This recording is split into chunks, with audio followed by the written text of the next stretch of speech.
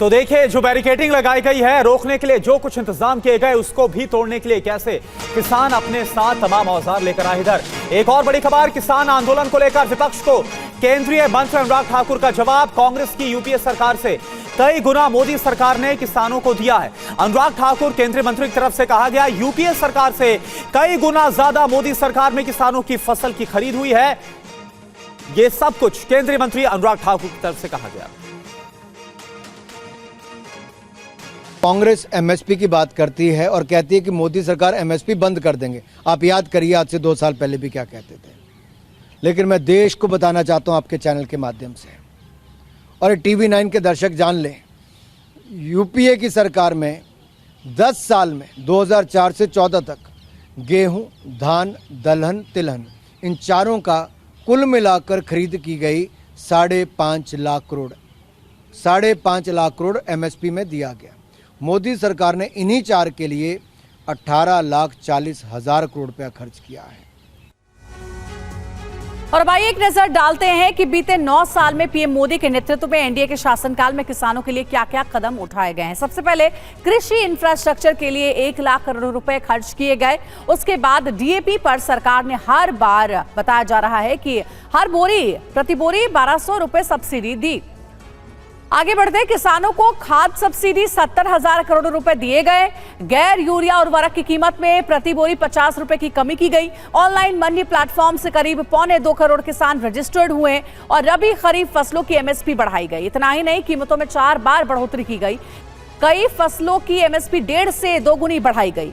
वहीं गन्ना की एफआरपी भी बढ़ाई गई। गन्ना किसानों को बकाया का भुगतान किया गया। 24 करोड़ किसानों को सॉइल हेल्थ कार्ड जारी किए गए। लघु सीमांत किसानों के लिए पेंशन योजना। बाजार की कीमतों पर एमएसपी से कम होने पर नुकसान की भरपाई के लिए पीएम अन्नदाता आय संरक्षण अभियान भी चलाया गया। बीज से बाजार तक किसानों को सशक्त करने की योजना। सप्लाई चेन को मजबूत करने की पहल। किसान संपदा योजना के तहत लोगों को जमीन मालिक होने का कार्ड के लिए पीएम स्वामित्व कार्ड भी दिया गया। किसानों को कर्ज की सुविधा, 3 लाख रुपए तक। कोई प्रोसेसिंग चार्ज भी उसमें नहीं लगाया गया। और आइए अब आपको दिखाते हैं कि किसानों की फसल एमएसपी पर यूपीए के शासनकाल में कितनी खरीद की गई और एनडीए के मौजूदा शासनकाल में कितनी खरीद हुई है। यूपीए के 10 सालों की बात की जाए तो यूपीए के 10 साल के शासनकाल में 2,84,000 करोड़ की चावल की खरीद की गई। गेहूं की खरीद हुई है 2,54,000 करोड़, जबकि दलहन की खरीद 1,936 करोड़ की गई और तिलहन की खरीद 10,261 करोड़ की गई। यूपीए शासनकाल में कुल खरीद हुई है 5,50,000 करोड़ की। अब यहां पर मौजूदा एनडीए सरकार की बात की जाए तो एनडीए के शासनकाल के बीते 9 साल में चावल 12,14,000 करोड़ की खरीद हुई और इसके साथ ही गेहूं की खरीद 5,05,000 करोड़ की गई। दलहन की खरीद 85,908 करोड़ की गई और तिलहन की खरीद 34,055 करोड़ की हुई। एनडीए के शासन में किसानों से एमएसपी पर कुल खरीद 18,39,000 करोड़ की गई।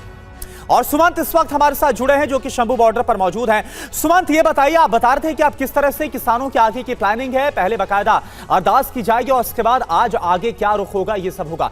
लेकिन एक बड़ा सवाल है, सरकार तो बोल रही है, सरकार कह रही है कि उसकी तरफ से तमाम वो काम किए गए जो कि यूपीए के शासनकाल से ज्यादा किए गए और उससे बड़ी बात, सरकार हर बातचीत के लिए तैयार है, फिर भी आखिर किसान क्यों नहीं मान रहे?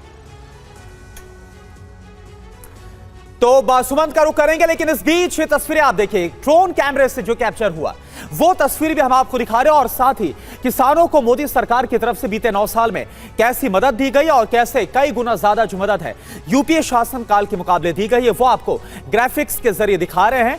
लेकिन अभी जो किसान है वो अपनी अलग अलग मांगों को लेकर, खासतौर पर एमएसपी की गारंटी को लेकर वो अड़े हुए आंदोलन पर।